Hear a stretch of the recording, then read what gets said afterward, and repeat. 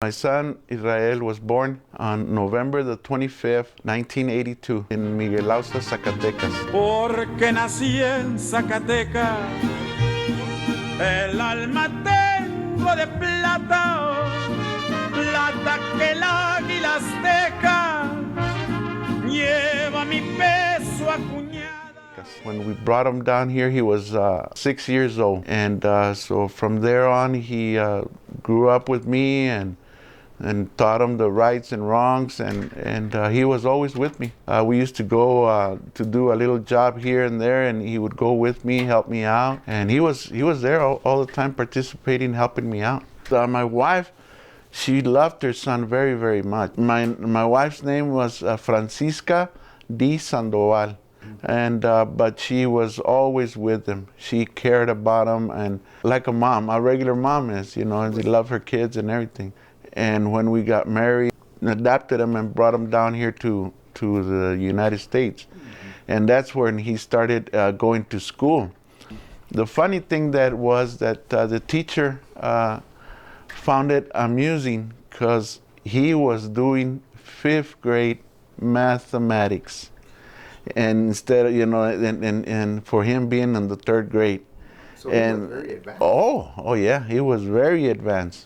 And the only thing that what happened when we moved down here to Clint is that because they advanced him, and when they moved him down here in Clint, one of the teachers says, well, we need to put him back to his normal age so he could grow with his normal age classmates, because otherwise he would have been out at the age of 16.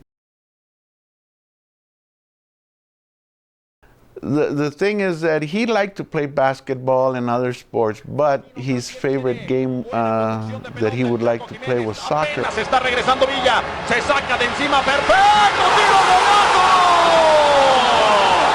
¡Un gol!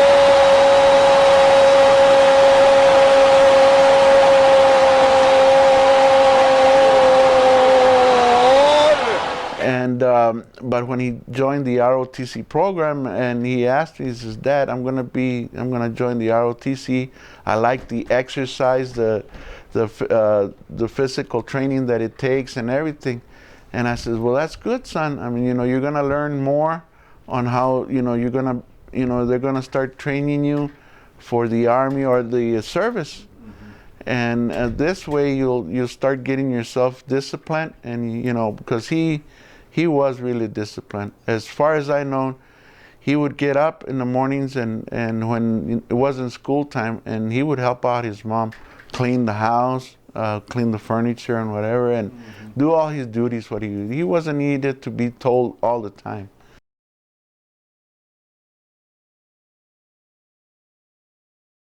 And in a way, he saw that the best way, and then he saw that his friends, some of his best friends, were joining the Army, and so he wanted to be in the Navy. And so, but then I guess with his friends, they all convinced him to join in with the Army. And all I said, you know, I'm not forcing you. This is your decision. And I'm proud of you, and you know, God bless you, and you know, and so he went. Shut that off.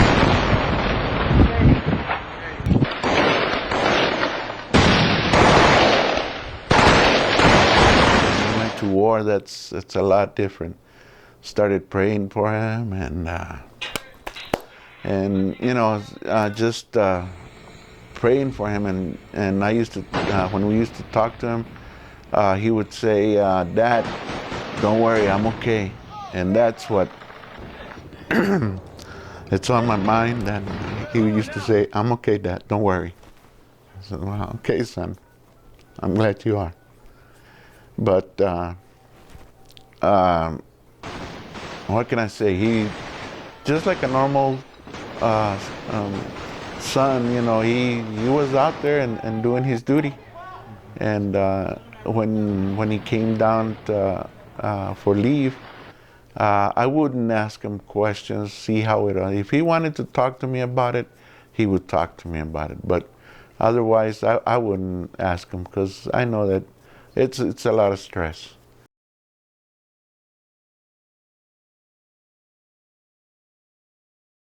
This was April the 1st, and I'm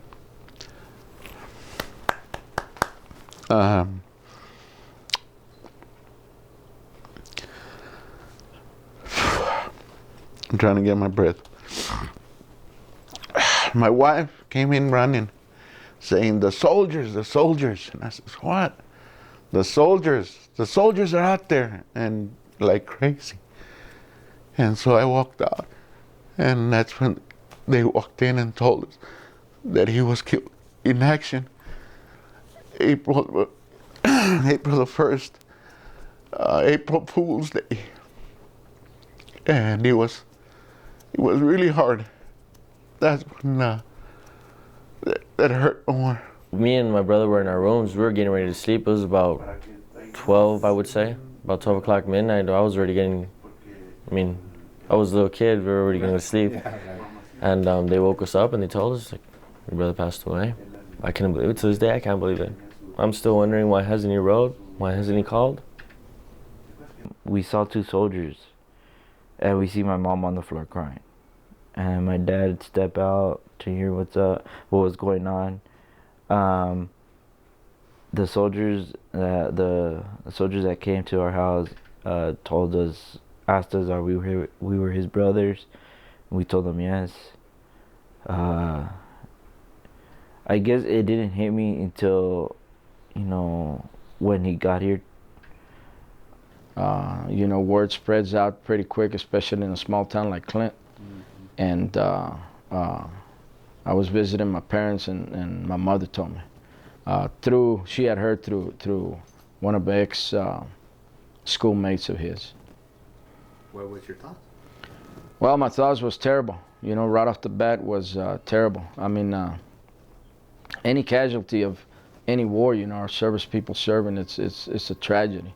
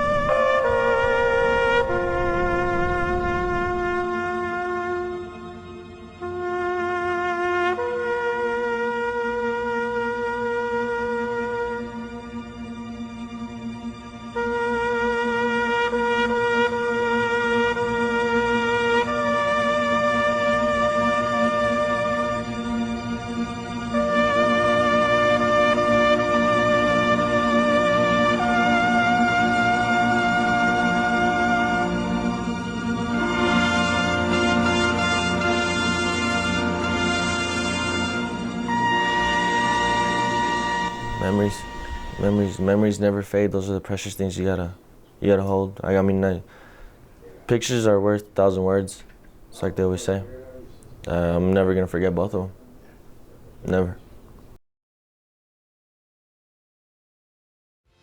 The way it started off, my kids already, we were out there and we saw a motorcycle, and I've always wanted a motorcycle. I've always wanted to ride one and everything.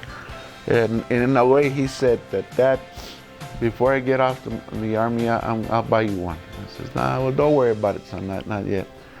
So when it happened, my two boys, they got together, and my girl and my daughter, and says, Dad, you know Israel wanted to buy you a bike. Go ahead and buy it, get it. So I bought myself a Sporty, and after that, I met my friends here in Clint, and we were having a couple of beers and talking about it. And then we out of our minds, Charlie came out and said, how about we make a bike run in honor of him and all fallen heroes? And what we'll do, we'll do scholarships for them in his name. And that's how it started. Because, you know, it brings out the community like nothing else. I mean, if you've never witnessed it, I encourage you to come by.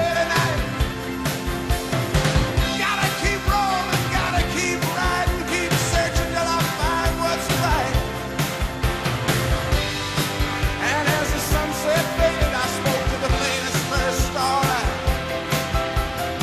I said, next time,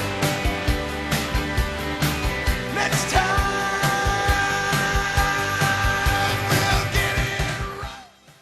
And just see at the registration, you know, there at the Liberty Stable, how many people come out to support it. It's amazing. It's just amazing what we do. We help out each other. Like my dad said, and Sergeant Acuna said, we're just one big happy family.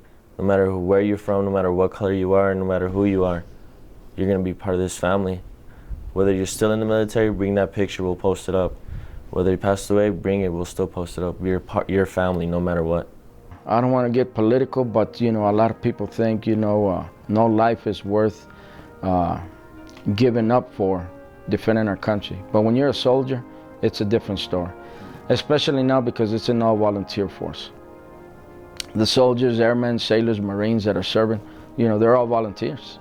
I mean, you know, I told you earlier, the early 70s, either 72, 73, the draft ended, coming out of Vietnam. You know, I was a volunteer. And when you see that, you know, you see that dedication. So most definitely, I mean, you know, it's a tough loss. Don't get me wrong, any loss that we have. It's tough, and it's, you know, especially for the family. But none of them are in vain. You know, we all have our different opinions as far as why we're over there, why we should come back, so on and so forth. But most definitely, you know, outstanding young man, and big sacrifice, humongous.